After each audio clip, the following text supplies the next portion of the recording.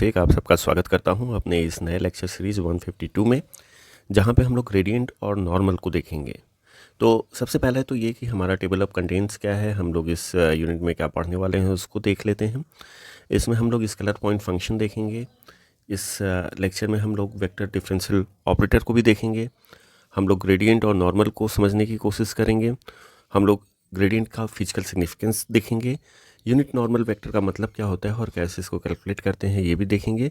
हम लोग numerical problem भी सॉल्व करेंगे। 2 न्यूमेरिकल प्रॉब्लम है और बहुत ही इंटरेस्टिंग न्यूमेरिकल प्रॉब्लम है, जिसमें कि एक न्यूमेरिकल प्रॉब्लम तो ये आप बगल में अगर आप फिगर देख पा रहे हो, ये आपके बगल में फिगर है जिसमें 2 स्फीयर आपको दिख रहे हैं। इन दोनों स्फीयर के बीच की एंगल निकालनी है हमें, ये हम लोग इसमें देखेंगे कि कैसे हम लोग निकाल पाते हैं। तो और दूसरा न्यूमेरिकल प्रॉब्लम जो होगा वो भी एक वेक्टर पे ही बेस्ड होगा, ठीक है ना। तो ये सारी चीज़ें जो है वो हमारे टेबल ऑफ कंटेंट में है। तो देख के ही पता चलता है कि काफ़ी कुछ चीज़ें हैं जो कि हमें यहाँ पे कवर करनी है इस छोटे से लेक्चर में। तो हम लोग शुरुआत करते हैं इस लेक्चर का। जो सबसे पहला पॉइंट है वो है स्केलर पॉइंट फंक्शन। सबसे पहला पॉइंट कौन सा है? Scalar point function. तो सबसे पहले हम लोग स्केलर पॉइंट फंक्शन को समझने की कोशिश करते हैं कि कैसे स्केलर पॉइंट फंक्शन को डिफाइन किया जा सकता है। और जब स्केलर पॉइंट फंक्शन हम लोग डिफाइन कर लेंगे तो ग्रेडियंट को डिफाइन करना और उसको समझना बहुत ही आसान हो जाएगा। तो सबसे पहला पॉइंट हम लोग लेते हैं स्केलर पॉइंट फंक्शन। तो हम लोग यहाँ से जर्नी शुरू करते हैं। अपना जो पहला टॉपिक है उसका नाम है स्केलर पॉइंट फंक्शन। तो हम लोग स्केलर पॉइंट फंक्शन को समझने की कोशिश करते हैं। देखो डेफिनेशन क्या होता है पहले वो लिख लेते हैं। A function f(x,y,z) is said to be a scalar point function if it associates a scalar with every point in a space, with every points in the space। अब इसका मतलब क्या होता है थोड़ा समझने की कोशिश करो। आप मान लीजिए कि आपने एक स्पेस बना लिया है, इस तरह का कुछ बना लिया है स्पेस, और हर एक पॉइंट पे कोई भी पॉइंट अगर हम लेते हैं, मान लो ये पहला पॉइंट है, ये दूसरा पॉइंट है, ये तीसरा, चौथा, पांचवा, छठा, इस तरह से करके जितने भी पॉइंट हैं, इनफाइनाइट नंबर ऑफ पॉइंट्स होंगे, सब पॉइंट्स को आपने रिलेट कर दिया एक स्केलर से। स्केलर का मतलब क्या होता है? जिसमें मैग्नीट्यूड हो, डायरेक्शन नहीं हो। जैसे कि सबसे सिंपल एग्जांपल हम ले सकते हैं टेम्परेचर का।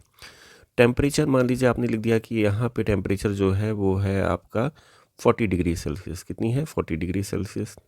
यहाँ पे भी टेम्परेचर आपने 40 डिग्री सेल्सियस ले दिया, यहाँ पे भी टेम्परेचर 40 डिग्री सेल्सियस, और यहाँ पे भी टेम्परेचर 40 डिग्री सेल्सियस। अब टेम्परेचर क्या होता है? एक स्केलर क्वांटिटी होता है, और जितने भी पॉइंट आपके हैं जिसको येलो डॉट से आपने दिखा रखा है, ये सारे येलो डॉट्स को आपने 40 डिग्री सेल्सियस दे दिया। तो ये टेम्परेचर का डिस्ट्रीब्यूशन हो गया। और इससे पूरी तरीके से सारे पॉइंट्स को अगर आप यहाँ पे मिला दोगे तो सारे पॉइंट्स मिलके एक फंक्शन बनाएंगे, जो कि आप देख सकते हो रेड कलर से हमने यहाँ पे दिखा रखा है कि एक फंक्शन बन जा रहा है, ये एक सरफेस बन जा रहा है, ये एक सरफेस बन जा रहा है। रेड कलर से यहाँ पे हमने लाइनिंग कर रखा है, ये एक सरफेस बन जा रहा है। और ये सरफेस है कैसा? ये स्केलर पॉइंट का डिस्ट्रीब्यूशन है। तो ये जो सरफेस है ना, इसी को हम लोग क्या कह रहे हैं? f(x,y,z), या इसी को हम लोग कह रहे हैं स्केलर पॉइंट फंक्शन। हर एक पॉइंट को हमने स्केलर से एसोसिएट कर दिया, तो जो फंक्शन बना वो बन जाएगा स्केलर पॉइंट फंक्शन। अब इसी स्केलर पॉइंट फंक्शन पे हम लोग अलग अलग तरीके से जब ऑपरेटर को लेके आएंगे तो हमें अलग अलग पैरामीटर्स को यहाँ पे सेटिस्फाई करता हुआ कुछ पिक्चर दिखेगा, और उसी को हम लोग समझने की कोशिश करेंगे। तो मेरे ख्याल से स्केलर पॉइंट फंक्शन सबको समझ में आ गया कि क्या होता है। इसको कभी f से दिखाते हैं, कभी फाई से दिखाते हैं। तो ये पूरा का पूरा बात था स्केलर पॉइंट फंक्शन से जुड़ा हुआ। अब हम बात कर लेते हैं कि हमारा वेक्टर डिफरेंशियल ऑपरेटर क्या होता है। तो हम लोग यहाँ पे देख लेते हैं। अगला जो पॉइंट है उसका नाम है वेक्टर डिफरेंशियल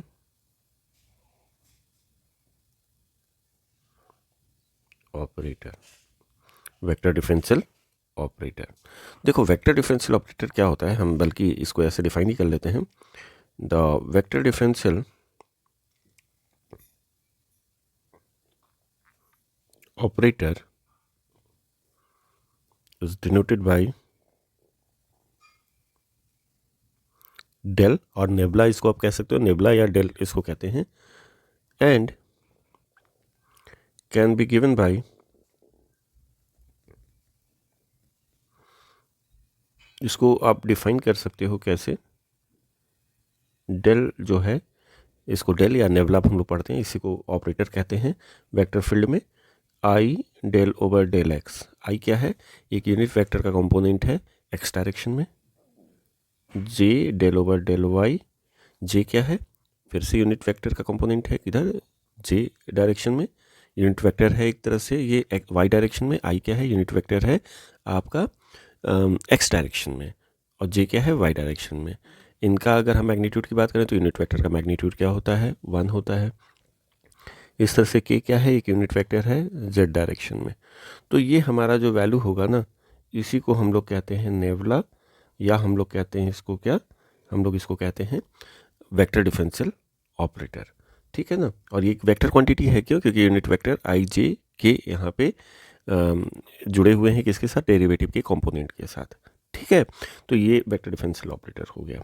अब हम लोग बात कर लें, जो सब मेरा टॉपिक है, मेन टॉपिक है, वो है ग्रेडियंट। तो अगला जो हमारा टॉपिक होगा उसका नाम होगा ग्रेडियंट। कई लोग इसी ग्रेडियंट को नॉर्मल भी कह के बुलाते हैं। क्यों नॉर्मल कह के बुलाते हैं, इसको भी हम लोग समझने की कोशिश करेंगे। तो सबसे पहले तो हम लोग ग्रेडियंट की डेफिनेशन को देख लेते हैं कि ग्रेडियंट क्या कहता है। देखो, the gradient of a scalar point function, कोई स्केलर पॉइंट फंक्शन मान लीजिए आपके पास है, let me to denote it by phi. तो ग्रेडियंट पहली बात तो ये है कि हमेशा आपका स्केलर पॉइंट फंक्शन पे ही डिफाइंड होता है। तो हमारा स्केलर पॉइंट फंक्शन हमने फाई से डिनोट कर रखा है यहाँ पे। तो हम कह रहे हैं कि the gradient of a scalar point function is denoted by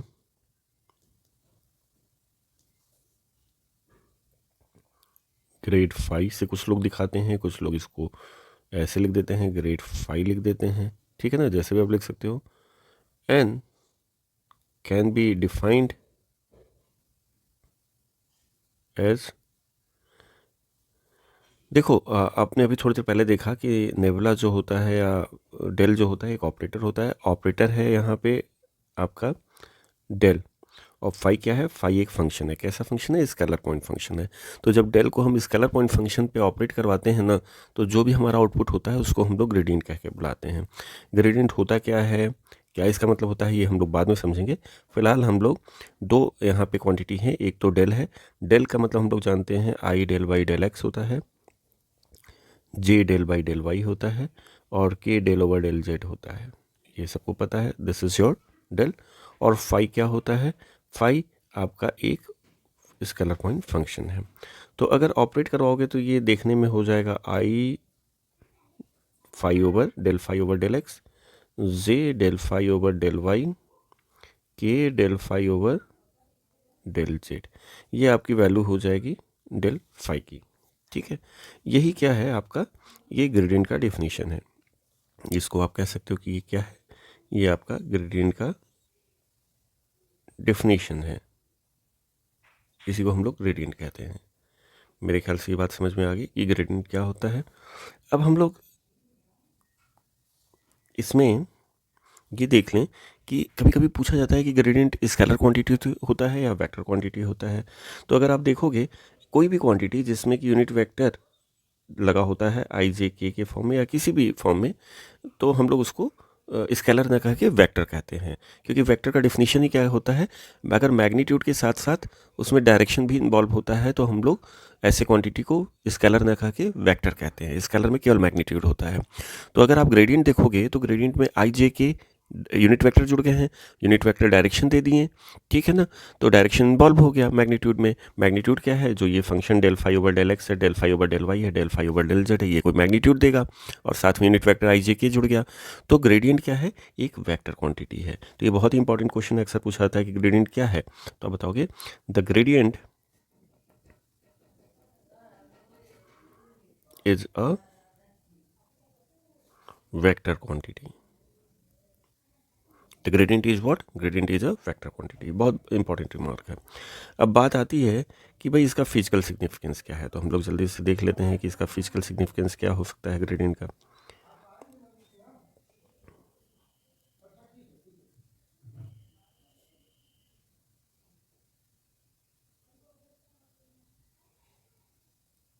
physical significance of gradient, ठीक है, बहुत इंपॉर्टेंट है ये, तो अक्सर ही एग्जाम में पूछा जाता है। और जब तक आप इसका रियल लाइफ में क्या है ना मतलब वो नहीं समझोगे तो आप कोई न्यूमेरिकल प्रॉब्लम भी सॉल्व नहीं कर पाओगे। तो ये बहुत इंपॉर्टेंट है, लोगों को समझ में नहीं आता है ग्रेडियंट का मतलब। मैं अभी जो आपको समझाने जा रहा हूँ वो आपको अपने सामने ग्रेडियंट दिखना शुरू हो जाएगा आज के बाद से। तो हम लोग जैसा कि जानते हैं कि फाई क्या है, फाई फंक्शन है एक्स वाई जेड का, ये हम लोगों को पता है। अगर हम बात करें कि डी फाई, तो डी फाई को हम लोग लिख सकते हैं del phi over del x d x plus del phi over del y d y plus del phi over del z d z. ये अगर आपने अप्रॉक्सीमेशन ऑफ एरर पढ़ा होगा या टेलर सीरीज़ पढ़ा होगा तो कहीं पे भी आप देखोगे, या टोटल डिफरेंशिएशन पढ़ा होगा तो वहाँ पे अगर कोई भी फंक्शन होता था 2 वेरिएबल या 3 वेरिएबल का इस तरह का, तो उसको हम लोग इस फॉर्म में लिख सकते थे। टोटल डिफरेंशिएशन में भी आपने देखा होगा डी फाई की वैल्यू ऐसे लिखा जा सकता है, ठीक है ना। ये एक अलग कॉन्टेक्स्ट में जाके हमें डिस्कस करना पड़ेगा, अभी बस आप इतना समझिए कि ये 2-3 जगह हम लोग इसको पढ़े हुए हैं। तो इस सेम फॉर्मूले को हम लोग यूज कर रहे हैं, डी फाई इजकल टू इतना लिखा जा सकता है। अब हम अगर चाहें तो क्या इसको स्प्लिट कर सकते हैं? बिल्कुल कर सकते हैं। अगर आप स्प्लिट करोगे तो यही क्वांटिटी देखने में और लिखने में कैसा हो जाएगा?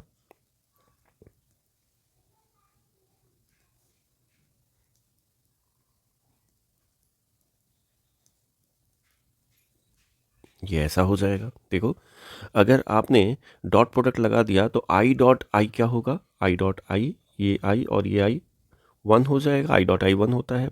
पीछे के लेक्चर में आप देखोगे तो हमने इसको बताया है, basics of vectors and scalars. और बचेगा क्या आपको? बचेगा del phi over del x यहाँ से और डी एक्स यहाँ से, तो ये पहला टर्म आ जाएगा। इस तरह से जे डॉट जे को देखोगे तो 1 होता है, और ये क्वांटिटी आपका क्या होगा? यहाँ पे आ जाएगा, सेकंड टर्म मिल जाएगा। के डॉट के जो होता है वो 1 होता है, del phi over del z d z के साथ यहाँ पे आ जाएगा। यानी कि ये जो आपने लिखा हुआ है ना, और ये जो स्प्लिट करके लिखा हुआ है, दोनों इक्विवेलेंट रिजल्ट है। तो हम लोग ऐसे भी इसको री एक्सप्रेस कर सकते हैं। अब इसको ऐसे लिखने का फ़ायदा क्या हो गया? फ़ायदा ये हो गया कि ये जो पहली क्वांटिटी है वो है डेल फाई के बराबर। डेल फाई मतलब ग्रेडियंट के बराबर। ये जो पहली क्वांटिटी है यहाँ से यहाँ तक, आप देखिए ग्रेडियंट का डेफिनेशन अभी थोड़ी देर पहले आपने दिखाया है कि ये जो क्वांटिटी होती है i del phi over del x plus blah blah blah, ये क्या होती है? डेल फाई होती है। तो हम लोग को जो ब्रैकेट में पहली क्वांटिटी है वो किसके बराबर है? वो है आपका ग्रेड फाई के बराबर। तो जो ग्रेडियंट का डेफिनेशन है वहाँ से हम लोग देख रहे हैं कि ये ग्रेड फाई के बराबर हो गया। डॉट, अब ये डॉट प्रोडक्ट क्या होता है, क्रॉस प्रोडक्ट क्या होता है, इसके लिए आप मेरा इसके पहले वाला लेक्चर अगर देखोगे तो उसमें बहुत ही क्लियरली सारी चीज़ें मेंशन है। पहला वाला लेक्चर मतलब आपका कौन सा हो जाएगा? ये लेक्चर नंबर 152 है। आप 151 अगर देखोगे मेरे यूट्यूब चैनल पे तो आपको वहाँ से क्लियर हो जाएगा। दूसरा वाला जो क्वांटिटी है, यानी इस क्वांटिटी की बात करें तो ये साहब है क्या? ये डी आर है, टेंजेंट वेक्टर डी आर। ये भी हम लोग ने पहले देखा है कि आर अगर कोई पोजीशन वेक्टर होता है, थोड़ा सा आपको यहाँ पे बता दें, आर अगर पोजीशन वेक्टर है x i plus y j plus z k, तो डी आर कोई लिखेगा तो i d x plus j d y plus k d z, यही तो होगा। तो हम लोग इसको क्या कह रहे हैं? हम लोगों ने यहाँ पे इसको लिख रखा है क्या कि ये मेरा टेंजेंट वेक्टर हो गया, सेकंड वाला टर्म। तो कुल मिला के हम लोगों को जो डी फाई की वैल्यू, हम लोग ने शुरुआत कहाँ से किया था? हम लोग ने शुरुआत किया था डी फाई से। तो डी फाई इजकल टू इतना हम लोगों को मिल गया, ये क्वांटिटी मिल गया हम लोगों को, ठीक है ना। अब देखो समझने वाली बात क्या है कि फाई हमारा क्या है? स्केलर पॉइंट फंक्शन है। बिल्कुल शुरू में ही बता दिया था कि स्केलर पॉइंट फंक्शन क्या होता है। तो अगर फाई स्केलर पॉइंट फंक्शन है तो फाई के लिए कोई हम कांस्टेंट वैल्यू यूज कर सकते हैं, स्केलर फंक्शन यूज कर सकते हैं, सी मान लिया, ठीक है ना। एक कांस्टेंट वैल्यू ले लेते हैं फाई की, सी। तो डी फाई की वैल्यू क्या हो जाएगी? डी फाई की वैल्यू अगर देखोगे तो डी सी का मतलब जीरो हो गया। क्यों? क्योंकि हम लोग ने एक कांस्टेंट वैल्यू दे दिया स्केलर को, तो डी फाई की वैल्यू जीरो होगी। अगर यही डी फाई की वैल्यू यहाँ पे रख देंगे तो मेरा क्या हो जाएगा? Del phi dot d r जो राइट हैंड साइड में है ना यहाँ पे, उसकी वैल्यू क्या हो जाएगी? D phi equal to zero है, तो ये जीरो हो जाएगा। अब ये बहुत ही इंपॉर्टेंट, जिसको डबल टिक कर रहे हैं, ये स्टेप बहुत इंपॉर्टेंट है। यहाँ से काफ़ी प्रोडक्शन आता है। प्रोडक्शन क्या आता है इसको समझने की थोड़ी सी आप कोशिश कीजिएगा। ग्रेड फाई क्या है? ये डेल फाई क्या है? ये ग्रेडियंट ऑफ फाई है, ठीक है ना। और डी आर क्या है, डी आर टेंजेंट होता है। टेंजेंट मतलब कि अगर कोई सरफेस ऐसे है उसको टच करता हुआ लाइन टेंजेंट कहलाता है, ठीक है ना। तो ये टेंजेंट हो गया। टेंजेंट क्या होता है, टेंजेंट किसी सरफेस को रिप्रेजेंट करता है, यानी उसका रिप्रेजेंटेटिव होता है। मान लीजिए आपको इस सरफेस पे खड़ा होना है कहीं पे, तो उसके लिए आप कहाँ पे आप देखोगे, किस पॉइंट पे खड़े हो, आप एक टेंजेंट वहाँ से ड्रॉ कर लो उस पॉइंट पे, तो आपको पता चल जाएगा कि इस सरफेस से कितना एंगल बना के आप खड़े हो वहाँ पे, ठीक है ना। तो टेंजेंट क्या होता है, किसी भी सरफेस का रिप्रेजेंटेटिव होता है, ठीक। तो यहाँ पे हमारा क्या हो गया, डी आर क्या हो गया, एक टेंजेंट हो गया। और ग्रेड फाई क्या हो गया, ग्रेड फाई जो है आपका उस फाई नाम के सरफेस पे, फाई क्या है, ये जो सरफेस है यही फाई है, उस पर आपने डेल को ऑपरेट करवाया तो ग्रेडियंट मिल गया। तो इनका डॉट प्रोडक्ट जो है, डॉट प्रोडक्ट जो है वो क्या आ रहा है, जीरो आ रहा है।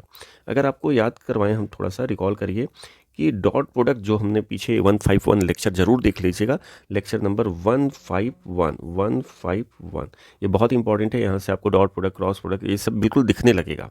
तो ए डॉट बी अगर आप करोगे तो हम लोग जानते हैं magnitude of a magnitude of b होता है और कॉस थीटा होता है। ये ए डॉट बी कब जीरो होगा, दो वेक्टर का डॉट प्रोडक्ट कब जीरो होता है, ये डॉट प्रोडक्ट तभी जीरो होगा जब थीटा क्या होगा, 90 डिग्री होगा, क्योंकि कॉस 90 डिग्री की वैल्यू क्या होती है, जीरो होती है, तो जीरो हो जाएगा। अब बात यही आती है कि दो वेक्टर, ग्रेडियंट क्या है, एक वेक्टर क्वांटिटी है। देखो अभी थोड़ी देर पहले आपने खुद ही लिखा है यहाँ पे कि ग्रेडियंट क्या है, ग्रेडियंट एक वेक्टर क्वांटिटी है, यानी ग्रेड फाई क्या है, जो पहला टर्म है वो एक वेक्टर क्वांटिटी है। और टेंजेंट वेक्टर क्या है, अपने आप में एक वेक्टर है, पोजीशन वेक्टर से मिलकर बना हुआ है, तो ये भी वेक्टर क्वांटिटी है।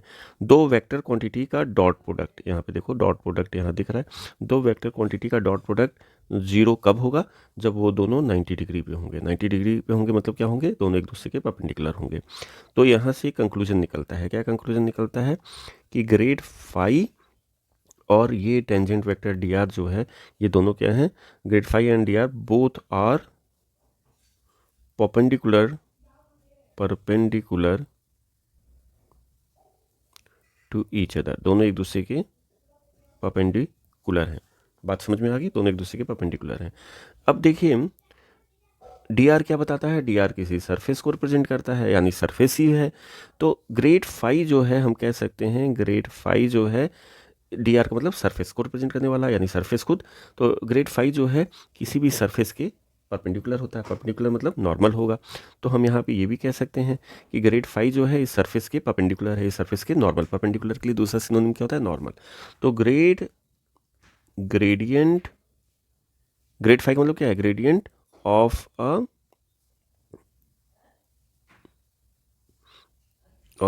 फाई मतलब of a scalar point function is a vector. एक वेक्टर तो है ही है, ग्रेडियंट क्या होता है, ग्रेडियंट एक वेक्टर होता है, अभी थोड़ी देर पहले भी आपने देखा ग्रेडियंट क्या होता है, वेक्टर होता है। Is a vector normal to the tangent vector. Tangent vector क्या होता है, सरफेस को रिप्रेजेंट करता है, यानी खुद सरफेस होता है। Normal to the surface, normal to the is a vector normal to the surface phi. हम लोग ने सरफेस का नाम क्या दिया है, फाई दिया है। देखो अभी थोड़ी देर पहले आपने देखा था ये कैसा सरफेस है, ये फाई है। टेंजेंट वेक्टर के नॉर्मल होना, टेंजेंट वेक्टर के नॉर्मल होना मतलब उस सरफेस के नॉर्मल होना, normal to the surface phi.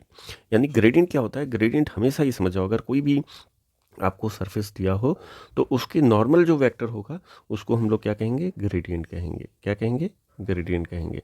तो ग्रेडियंट हमेशा क्या होगा, नॉर्मल वेक्टर की बात करता है कि सरफेस के, कोई सरफेस फाई दिया उसके नॉर्मल वेक्टर की बात करता है, तो आप कहना भैया ग्रेड फाई निकाल लो, बात खत्म। तो आज की बात से बिल्कुल दिमाग में रखना कि ग्रेड फाई जो होता है वो नॉर्मल टू द सरफेस होता है, ये इसका फिजिकल सिग्निफिकेंस होता है, ठीक है ना।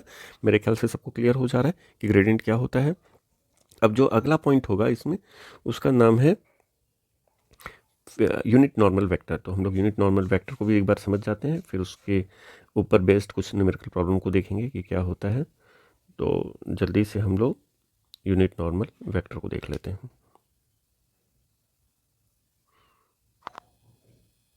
अगला टॉपिक है unit normal vector. Unit normal vector मतलब नॉर्मल वेक्टर किसको कहते हैं, अभी थोड़ी देर पहले देखा, जो ग्रेडियंट होता है ये क्या है भाई, ये ग्रेडियंट है। और इसी को हम लोग क्या कहते हैं, नॉर्मल वेक्टर भी कहते हैं। नॉर्मल वेक्टर क्यों कहते हैं, क्योंकि ये नॉर्मल होता है, नॉर्मल मतलब परपेंडिकुलर होता है किसी सरफेस के, इसलिए इसको नॉर्मल भी कहते हैं। तो यूनिट वेक्टर क्या होगा इस नॉर्मल वेक्टर का। तो सबसे पहले तो हम लोग ये समझें कि यूनिट वेक्टर क्या होता है। अगर मान लो कोई वेक्टर ए है और ए कैप उसका यूनिट वेक्टर है और ये जो है उसका मैग्नीट्यूड है, ये क्या है, ये अपने आप में वेक्टर है, ये क्या है, यूनिट वेक्टर है, और ये क्या है, मैग्नीट्यूड है, मैग्नीट्यूड है। फिर से हम एक बार बता दें, ये सारी चीज़ें, क्या यूनिट वेक्टर होता है, क्या मैग्नीट्यूड होता है, क्या वेक्टर होता है, ये सब क्या होते हैं, ये लेक्चर नंबर 151 अगर आप मेरा देखिएगा तो आपको ये सारी चीज़ें एकदम क्लियर हो जाएगी। तो अगर हम लोग किसी भी वेक्टर को लिखना चाहें तो हम लोग लिख सकते हैं मैग्नीट्यूड को यूनिट वेक्टर के साथ अगर आप लिख देते हो तो वही आपका वेक्टर हो जाता है, ठीक है ना। तो यहाँ से यूनिट वेक्टर की वैल्यू क्या हो जाएगी, हम लोग जानते हैं vector upon unit vector, sorry इसको थोड़ा सा सही कर लो आप,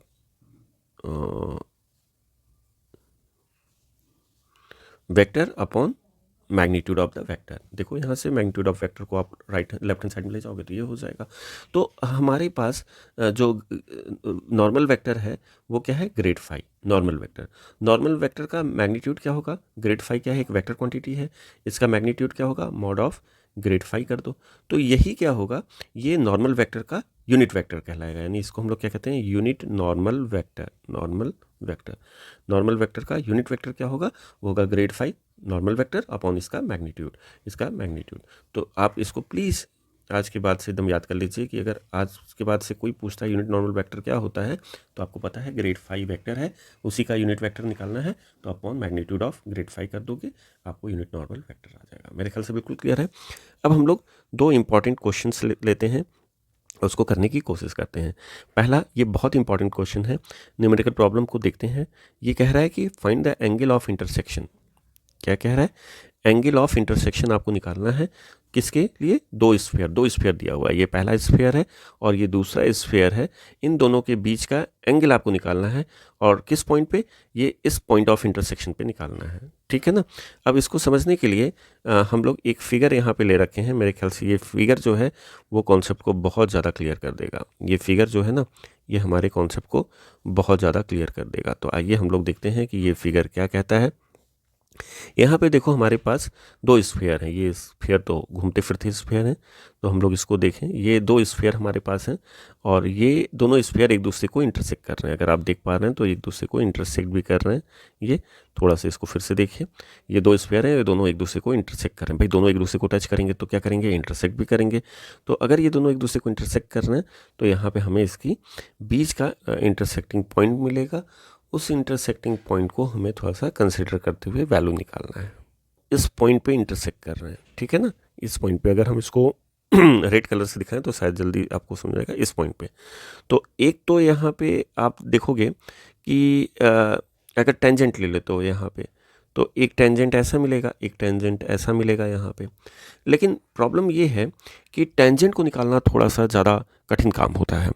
अगर हम टेंजेंट के नॉर्मल देखेंगे, टेंजेंट के परपेंडिकुलर देखेंगे, मान लो ये टेंजेंट आप ले लेते हो, ठीक है जी, ये टेंजेंट आप ले लेते हो इस सरफेस का नाम कुछ दे दो, स्फीयर का नाम दे दिया φ1, इसका जो स्फीयर का सरफेस है उसका नाम φ1 दे दिया, और ये वाला जो है उसका नाम हम φ2 दे देते हैं, ठीक है ना। ये भी एक स्फीयर है, स्केलर पॉइंट फंक्शन को रिप्रेजेंट करता है, और ये कैसा स्केलर पॉइंट फंक्शन है। तो एक φ1 स्फीयर हो गया, जो उसका सरफेस बना है वो φ1 हो गया, दूसरा φ2 हो गया। तो अगर हम φ1 की बात करें तो ये φ1 का टेंजेंट है।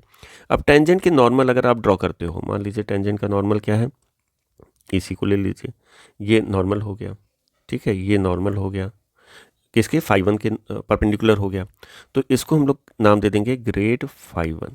इसी तरीके से अगर ये टेंजेंट वेक्टर है, हम इसको वाइट कलर से दिखा देते हैं, ये टेंजेंट वेक्टर है किसका, φ2 का।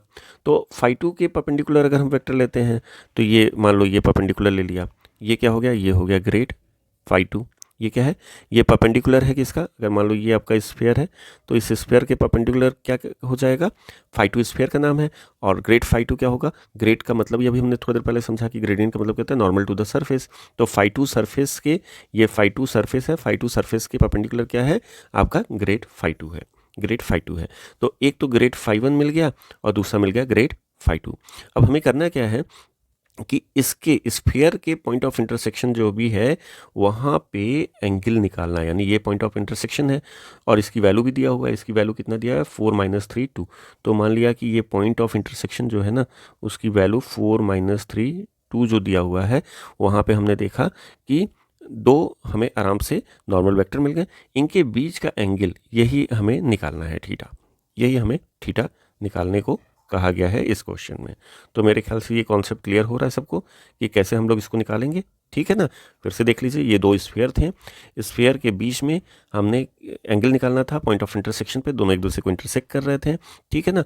जिस पॉइंट पे इंटरसेक्ट कर रहे थे उस पॉइंट की वैल्यू जो थी वो क्वेश्चन में आपको दिया था 4 - 3 2, क्या दिया था 4 - 3 2 दिया हुआ था यहाँ पे, तो हमने उसको देख लिया।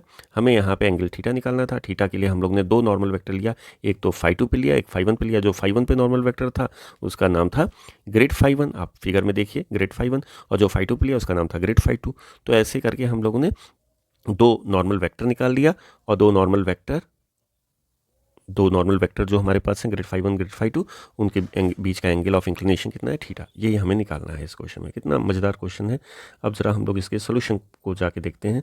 सोल्यूशन पे अगर हम जाते हैं तो अब हमें फिगर से एक चीज़ तो क्लियर हो गया कि मेरा फाई 1 जो है, मान लिया कि फाई 1 क्या है आपका और फाई 2 क्या है। फाई 1 क्या है, फाई 1 आपका पहला वाला जो सरफेस है, अगर आप देखोगे क्वेश्चन में तो फाई 1 आपका x square plus y square, इसको फाई 1 नाम दे दें, इसको फाई 2 नाम दे दें। तो हम लोग इसको लिख लेते हैं, फाई 1 हमारा जो है x square plus y square plus z square है, और राइट हैंड साइड में जो 29 लिखा हुआ है उसको लेफ्ट हैंड साइड में लेते आओ इम्प्लिसिट फंक्शन बना के, तो ये हो जाएगा -29। ये आपका हो गया क्या फाई 1। इस तरह से फाई 2 लिखोगे तो क्वेश्चन में दिया हुआ है एक्स स्क्वायर प्लस वाई 2 जो सेकेंड वाला फंक्शन है, प्लस जेड स्क्वायर दिया हुआ है, प्लस 4x दिया हुआ है, -6y दिया हुआ है, और -8z दिया हुआ है, -47 दिया हुआ है। ये फाई 2 हो गया। तो हमें सबसे पहले पता है कि फिगर से क्लियर हो जा रहा है कि हमें ग्रेड फाई 1 चाहिए, केवल फाई 1 से कम नहीं चलेगा। हमें क्या चाहिए, हमें चाहिए ग्रेड फाई 1 और ग्रेड फाई 2। तो पहले ग्रेड फाई 1 और ग्रेड फाई 2 तक पहुंचते हैं। तो ग्रेड फाई 1 क्या हो जाएगा, ग्रेड फाई 1 का मतलब होता है, हम एक वैल्यू दिखा दें आपको करके, i j k, ये ग्रेड की वैल्यू होगी, ठीक है ना, यही तो ऑपरेटर है ना, ऑपरेटर की वैल्यू होगी। और फाई 1 क्या है आपका, फाई 1 एक स्केलर फंक्शन है, देखो ये एक स्केलर फंक्शन है, इसकी वैल्यू दिया हुआ है x square plus y square plus z square -29, ठीक है ना। पहले हम लोग ग्रेड फाई 1 निकालेंगे, तभी तो हम लोग ग्रेड फाई 1 और फाई 2 के बीच का एंगल निकाल पाएंगे। तो यहाँ पे ग्रेडियंट निकालोगे तो क्या हो जाएगा, ये हो जाएगा आई, और ये ऑपरेटर जब इस पे जाएगा तो ये पार्शियल डिफरेंशिएशन है, क्या है ये पार्शियल डेरिवेटिव है, तो केवल x के लिए रिस्पॉन्सिबल होगा, बाकी y और z को कांस्टेंट समझेगा। 29 तो कांस्टेंट है ही है, तो ये हो जाएगा 2x। इस तरह से j वाले कंपोनेंट को अगर आप देखोगे ये जाएगा तो y को केवल ये डिफ्रेंशिएट करेगा, वाई स्क्वायर को 2y दे देगा, और इस तरह से k 2z हमें मिल जाएगा, ठीक है ना। तो हम लोग को क्या मिल गया, 2xi मिल गया प्लस 2yj मिल गया और 2zk मिल गया। ये वैल्यू हमारे पास आ गई। लेकिन ये हमें किस पॉइंट पे निकालना है, ग्रेड फाई 1 जो निकालना है वो निकालना है 4। आप उस क्वेश्चन में फिर से देखिए कि पॉइंट का नाम क्या है, 4 - 3 2। आप यहाँ पे भी देखिए 4 - 3 2 पे निकालना है, तो 4 - 3 2 पे। तो x की जगह पे आपको क्या लिखना है 4, y की जगह पे 3 और z की जगह पे 2। कहाँ, इसमें। तो आप इसमें रख दीजिए 4 2 जा 8i, तो आपको क्या मिल जा रहा है 8i मिल जा रहा है यहाँ पे, ठीक है ना। और फिर क्या मिल जा रहा है -6j मिल जा रहा है। आप -3 रख दो y की जगह पे, और z की जगह पे 2 रख दो, तो +4k मिल जा रहा है, ठीक है ना। ये वैल्यू मिल गई। इस तरह से अब हम क्या करेंगे, ग्रेड फाई 2 निकाल लेंगे। तो ग्रेड फाई 2 के लिए बताने की जरूरत नहीं है, आप पहले डेल की वैल्यू, जैसे यहाँ पे डेल की वैल्यू लिखी हुई थी वो लिख दीजिए, और दूसरे ब्रैकेट में क्या कर दीजिए, दूसरे ब्रैकेट में आप फाई 2 लिख दीजिए। फाई 2 क्या है आपको, फाई 2 देखो यहाँ पे हम लोग ने मान रखा है, ये फाई 2 की वैल्यू है, और फिर से पार्शियल डिफ्रेंशिएशन कर दीजिए। तो आप देखिए यहाँ पे क्या आ जाएगा आपके पास, आप अगर करते हो इसको बल्कि लिख देते हैं del by del x plus j del by del y plus k del by del z, ठीक। और फाई 2 की वैल्यू आपको ऊपर जो माना है उसको यहाँ पे लिख दीजिए आप। ये आपके लिए थोड़ा सा होमवर्क भी है। आप इस ऑपरेटर को जब इस फंक्शन फाई 2 पे आप ऑपरेट करोगे तो पार्शियल डिफरेंशिएशन सबको पता है, ये क्या दे देगा 2x प्लस वाई। एक बार जरा हम देख लें फंक्शन क्या है फाई 2, 2x यहाँ से आ जाएगा, डेल बाई डेल एक्स करोगे यहाँ से 4 आ जाएगा, तो 2x प्लस 4 कर दें इसको, ठीक है ना, 2x प्लस 4i। इस तरह y के रिस्पेक्ट में अगर हम लोग करेंगे तो ये हमारा मिल जाएगा 2y देखो यहाँ से 2y और यहाँ से -6 मिल जाएगा, तो हम लोग लिख दें 2i - 6 जे हो जाएगा। अब हम लोग के रिस्पेक्ट में थर्ड वाले कंपोनेंट को ले लेते हैं। तो अगर जेड के रिस्पेक्ट में करोगे तो थर्ड वाला कंपोनेंट आ जाएगा, 2z यहाँ से मिल जाएगा और -8 यहाँ से मिल जाएगा, तो हम लोग को मिल जा रहा है 2z - 8 की, और इजिकल टू यहाँ पे 47 था जिसको हम लोग ने लेफ्ट हैंड साइड में लाया, तो -47 ये कांस्टेंट ही है, इसका कोई असर ही नहीं पड़ेगा। तो पार्शियल डिफरेंशिएशन करने पे इतना मिल गया। लेकिन ग्रेड फाई 2 भी स्फीयर में कहाँ पे हम लोग कंसिडर करना है? ग्रेड फाई 2 तो हर जगह होगा भाई, हर एक पॉइंट पे एक नॉर्मल वेक्टर आप ड्रॉ कर सकते हो। आप नॉर्मल वेक्टर तो यहाँ भी ड्रॉ कर सकते हो, यहाँ भी ड्रॉ कर सकते हो, यहाँ भी ड्रॉ कर सकते हो, यहाँ भी कर सकते हो, कहीं पर भी आप कर सकते हो फाई 1 और फाई 2 पे। लेकिन मेरे को कौन सा नॉर्मल वेक्टर चाहिए? जो कि हम लोग इस पर्टिकुलर पॉइंट पे ले रखे हैं, 4 - 3 और 2 पे ले रखे हैं, ठीक है ना। तो हम लोग क्या करेंगे, हम लोग आ जाएंगे 4 - 3 2 रख के, 4 - 3 2 रख के करेंगे। तो 4 किसकी वैल्यू है? x की, -3 y की और z 2 की। तो आप भी रखिए, हम भी रखते हैं। जब ये वैल्यू रखेंगे तो 4 2 जा 8 + 12 i हो गया यहाँ पे, -6 12 -12 हो जा रहा है j, और यहाँ पे अगर आप रखोगे तो ये क्या हो गया, ये आपका हो जा रहा है 2 2 जा 4 और -8, अगर ऐसे करेंगे तो ये हो जाएगा आपका -4 की। तो कुल मिला के हमारे पास ग्रेड फाई 1 और ग्रेड फाई 2 आ गया उस पॉइंट पे। जहाँ ये दोनों आ गए तो हम लोग डॉट प्रोडक्ट से जानते हैं, क्योंकि हमें पूछा क्या है, हमें पूछा है एंगल ऑफ इंक्लिनेशन, ये थीटा हमें निकालना है। हमें क्या निकालना है? हमें थीटा निकालना है। ये तो खरा है एंगल ऑफ इंटरसेक्शन, तो हमें एंगल ऑफ इंटरसेक्शन, जब भी एंगल कहा जाता है तो आप कॉन्सेप्ट लगाइए कौन सा, दो वेक्टर अगर आपके पास हैं तो उनके बीच का एंगल कैसे निकलता है? डॉट प्रोडक्ट, स्केलर प्रोडक्ट जो हम लोग ने 151 लेक्चर में देखा था और अभी थोड़ी देर पहले भी हम लोग ने देखा था, उसकी मदद से। तो डॉट प्रोडक्ट क्या करता है? पहला वेक्टर का मैग्नीट्यूड दूसरे वेक्टर का मैग्नीट्यूड कॉस थीटा। देखो यहाँ से थीटा निकल सकता है। तो ग्रेड फाई 1 है क्या? ग्रेड फाई 1 अभी अभी आपने लिखा है ऊपर, ग्रेड फाई 1 आपका क्या था? ग्रेड फाई 1 आपका 8i - 6j + 4k था। तो इसको लिख लेते हैं, 8i - 6j + 4k dot. Grade phi 2 क्या है? ग्रेड फाई 2 यहाँ पे आपने निकाला है 12i - 12j प्लस माफ कीजिएगा -4k, ठीक है ना, ये आपने निकाला है। इजकल टू मैग्नीट्यूड, इसका मैग्नीट्यूड क्या हो जाएगा? अगर देखोगे आप तो इसका मैग्नीट्यूड क्या हो जाएगा? अंडर रूट में हो जाएगा 8 का स्क्वायर 64 -6 का स्क्वायर 36 और 4 का स्क्वायर 16, यहाँ से ये निकल जाएगा। इस तरह से इसका मैग्नीट्यूड आप निकाल लोगे तो ये कितना हो रहा है? ये हो जा रहा है 116 हो जा रहा है, ठीक है ना। तो इसका मैग्नीट्यूड 116, तो राइट हैंड साइड में मैग्नीट्यूड पूछा है। इस तरह से इसका मैग्नीट्यूड आप निकालोगे तो इसका मैग्नीट्यूड क्या हो जाएगा? √304 हो जाएगा, इंटू क्या है? इंटू कॉस थीटा है। अब हम डॉट प्रोडक्ट से जानते हैं कि आई डॉट आई तो केवल रहेगा, यहाँ पे एग्जिस्ट करेगा, 1 हो जाएगा, और बाकी I dot J I dot के सब 0 हो जाएगा। तो 8 12 जा, अगर आप देखोगे 8 12 जा कितना होता है? 96 होता है। -6 जे डॉट जे बचेगा, तो -6 इंटू -12 करोगे तो ये प्लस कितना हो जाएगा? 72 हो जाएगा। 4 और -4 करोगे तो -16 हो जाएगा। तो ये लेफ्ट हैंड साइड में डॉट प्रोडक्ट का जो कॉन्सेप्ट बताया था लेक्चर नंबर 151 में, उससे हो जाएगा। राइट हैंड साइड में अगर हम जाते हैं तो √116 को अगर आप चाहो तो लिख सकते हो 4 × 29। उसी तरह से √304 को अगर आप चाहो तो लिख सकते हो 16 × 19, और कॉस थीटा तो ही है अपना। अब अगर हम इसको ऐड करते हैं तो 96 और में से -16 गया तो 80 आया, 152 आता है, और अंडर रूट मेरे पास 4 × 29 में से 4 को बाहर कर लेंगे तो वो आ जाएगा 2√29, और इधर अगर 16 का रूट लेते हैं तो वो आएगा 4√19 आ जाएगा। ये किसकी वैल्यू है? ये है कॉस थीटा की वैल्यू। तो यहाँ से हम लोग को थीटा क्या मिल जाएगा? थीटा मिल जाएगा कॉस इनवर्स, और अगर इसको कैंसिल आउट करेंगे तो 4 2 जा 8 होता है, 8 से 152 को अगर आप डिवाइड करोगे तो ये आ जाएगा 19। तो हम लोग को मिल जा रहा है 19/√29 इंटू √19 मिल जा रहा है, ठीक है ना। इसको आप फिर से एक बार चेक कर लेना। तो अल्टीमेटली हम लोग को थीटा की वैल्यू जो आ जा रही है वो जा रही है कॉस और √19/29। ये हमारा क्या हो गया? ये हमारा आंसर हो गया, ठीक है ना। अब हम लोग दूसरे न्यूमेरिकल प्रॉब्लम को देख लेते हैं। दूसरा न्यूमेरिकल प्रॉब्लम क्या कहता है? Find unit vector normal to the surface. भाई हमें पता है नॉर्मल वेक्टर क्या होता है, नॉर्मल टू द सरफेस अगर कोई कहता है तो हमें एक ही चीज़ की याद आती है, वो आती है ग्रेड फाई। अगर सरफेस का नाम फाई है तो वो ग्रेड फाई होगा, और फाई क्या यहाँ पे दिया हुआ है, फाई दिया हुआ है। देखिए आपके लिए क्वेश्चन कितना आसान हो गया। और नॉर्मल वेक्टर तो कहीं भी किसी भी सरफेस पे किसी भी पॉइंट पे आप ड्रॉ कर सकते हो। तो वो पॉइंट कहाँ है जिस पे आपको नॉर्मल वेक्टर ड्रॉ करना है, 102 है। तो सबसे पहले तो हम लोग नॉर्मल वेक्टर ड्रॉ करते हैं, ठीक है ना। क्वेश्चन बाद में करेंगे, हमें यूनिट वेक्टर निकालना है नॉर्मल टू द सरफेस, पहले हमें नॉर्मल वेक्टर चाहिए भाई।